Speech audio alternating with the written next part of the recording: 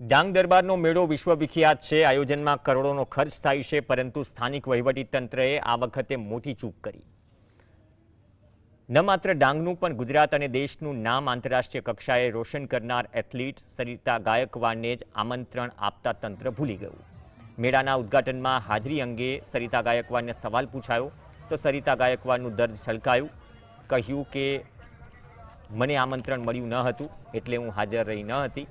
વહીવટીતંત્રની આટલી મોટી ભૂલ બાદ હવે સવાલ એ ઉઠે કે શું રાજ્યના ગૌરવને આમંત્રણ ન આપનાર ભૂલકનું તંત્ર મેળાના સમાપન સમારોહમાં સરિતા ગાયકવાડને આમંત્રણ આપતા ભૂલી તો નહીં જાય?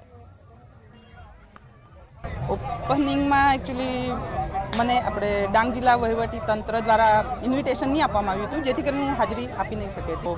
મેળામાં જઈને બહુ ઘણું સારું લાગી રહ્યું છે। જે અમારા ડાંગના લોકો આવતા હોય છે ને ઘણું નવું બધું જોવા મળી રહ્યું છે।